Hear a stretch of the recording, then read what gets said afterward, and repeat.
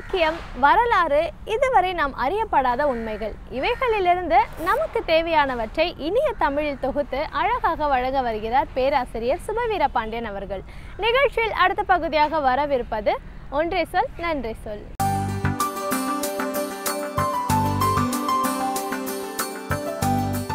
June மாதம் 26ஆம் தேதி உலக போதை எதிர்ப்பு நாள் என்று ஐக்கிய நாடுகள் அவை அறிவித்திருக்கிறது.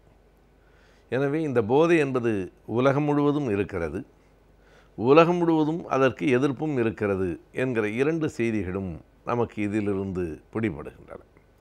எனவே உலக போதை எதிர்ப்பு நாள் உலகம் முழுவதும் இந்த போதை என்பது வெறும் மதுவினால் மட்டும் ஏற்படக்கூடியதில்லை. மதுவிலும் கொடிய வேறு வகைகளான போதைகளும் உலகத்தில் இருக்கின்றன. சில நாடுகளிலே கஞ்சா போன்ற வகைகளை கடத்துகிறவர்களுக்கு மிக கடுமையான தண்டனைகள், அதாவது கசையடி, சவுக்கடி என்பவைகளையெல்லாம் தாண்டி மரண தண்டனை என்கிற வரைக்கும் தண்டனைகள் இருக்கின்றன. ஆனால் எல்லாவற்றையும் தாண்டி போதை என்பது உலகத்தில் இன்னமும் உலவிக்கொண்டேதான் இருக்கிறது. அதே நேரத்தில் இங்கே இருக்கிற நண்பர்கள் மது அருந்துவதற்கும் வெளிநாடுகளிலே இருக்கிறவர்கள் மது அருந்துவதற்கும் இடையில் சில வேறுபாடுகள் கண்டிப்பாக இருக்கவே செய்கின்றன.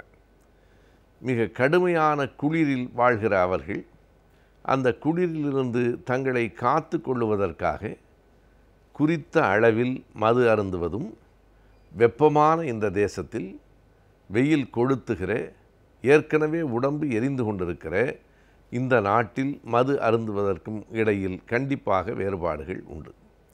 எனவே பருவநிலையில் மாற்றம் என்பதை தாண்டி எடுத்துக்கொள்ளுகிற மது அல்லது போதையின் அளவிலும் வேறுபாடு இருக்கிறது.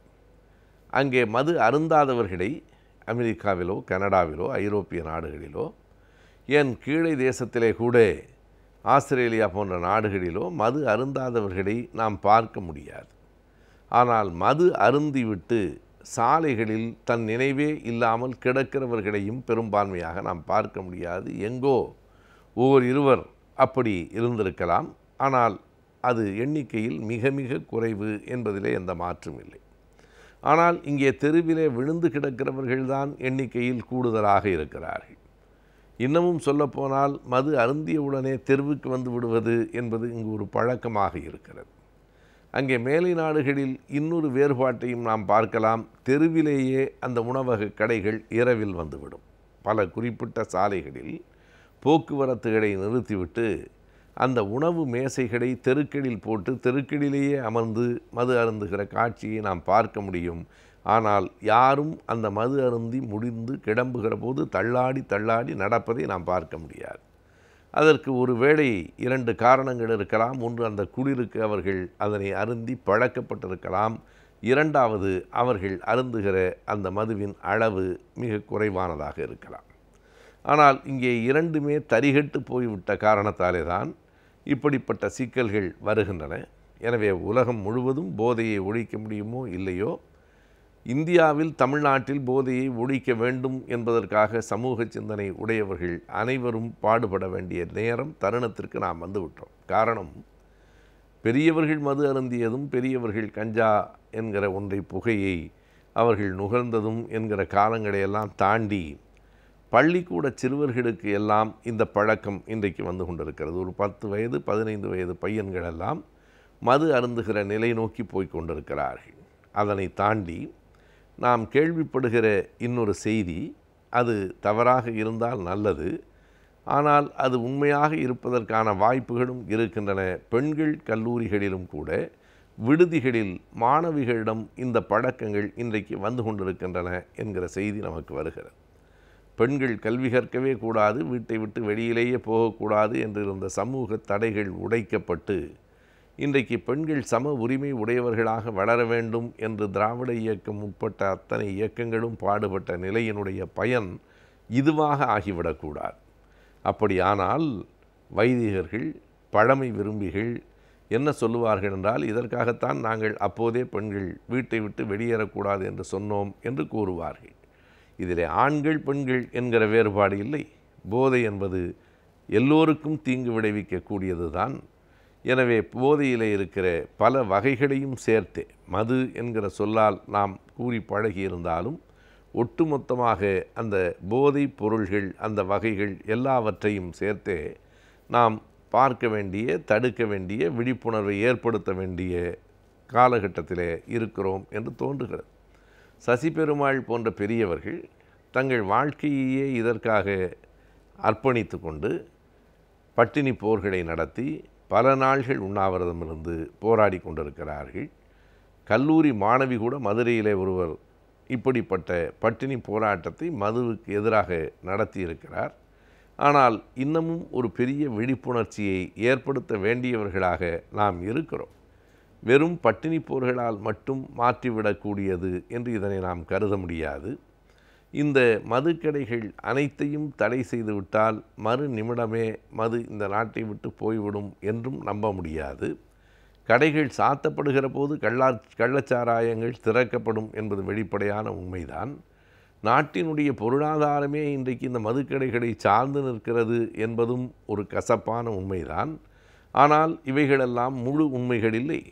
மிகச் சரியாக பொருளாதாரம் நிர்வகிக்கப்படுமே ஆனால் மது விற்பனையின் மூலம் வருகிற அது 30,000 கோடியாக கூட இருக்கட்டும், அந்த 30,000 கோடியை சரி செய்துவிட முடியும். மணல் கொள்ளையை தடுத்தாலே பல ஆயிரம் கோடிகள் இந்த நாட்டுக்கு வருமானம் வரும் என்று கூறுகிறார்கள். எல்லாவற்றை பற்றியும் ஒரு மறு ஆய்வு செய்ய வேண்டிய நிலைக்கு நாம் வந்திருக்கிறோம்.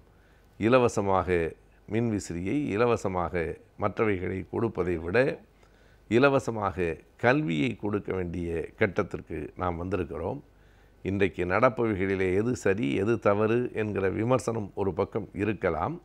ஆனாலும் அதைவிட எது முதன்மையானது என்ன என்றால், நாளைக்கு எது நடக்க வேண்டும் என்பதுதான். நாளையை நோக்கி நாம் நடக்க வேண்டிய கட்டத்திலே இருக்கிறோம். எனவே இந்த போதை என்பது நான் முதலில் குறிப்பிட்டதைப் போல உலக அளவிலும் உலக பார்வையிலும் தான் ஐக்கிய நாடுகள் அவை இதனை அப்படி ஒரு நாளாக அறிவித்திருக்கிறது என்றாலும், நாம் நம்முடைய எல்லையிலே இருந்து இந்தியா என்று கூட இல்லாமல் நம்முடைய எல்லையில் தமிழகம் என்கிற அளவில், ஏனென்றால் இந்தியா முழுவதும் ஒரே மாதிரியான நிலை இல்லை, மாநிலங்கள் சிலவற்றில் வேறுபாடுகளும் இருக்கின்றன. எனவே தமிழகத்தில் இந்த மதுவை, இந்த போதையை ஒழிப்பது என்பதற்கான விழிப்புணர்ச்சியை வெறும் அரசு மட்டுமில்லை, பல்வேறு இயக்கங்களும் மக்களும் அதனை முனைப்புடன் கையில் எடுத்துட வேண்டிய நிலை இன்றைக்கு ஏற்பட்டிருக்கிறது. ஒவ்வொரு மனிதனும் தன்னை மறந்து மிதப்பது என்கிற நிலை நோக்கி நகர்கிறான். எந்த சிக்கலும் மிதப்பதால் போய்விடாது. எந்த சிக்கலிலிருந்தும் நாம் விலகி கொள்வதால் சிக்கல் தீர்ந்து விடாது. எந்த சிக்கலையும் எதிர்கொள்வதால் மட்டும்தான் தீரும். நிலத்தில் காலூன்றி நிற்கிறவனே வெல்வான். வானத்தில் மிதப்பதாக நினைத்து கொண்டிருக்கிறவன் அந்த போதை முடிந்தவன் கீழே விடுவானே தவிர எழுந்து நிற்க மாட்டான். எனவே நாம் தன்மானமுள்ள மனிதர்களாக எழுந்து நிற்க வேண்டும் என்கிற உணர்வை பரப்புவதற்கு இந்த உலக போதை நாள் ஒரு தொடக்க நாளாக அமையட்டும். ஒரே ஒரு நாள் இந்த விழிப்புணர்வு பரப்புரை என்பதல்ல, இது ஒரு பரப்புரைகளுக்கான தொடக்க நாளாக இருக்கட்டும்.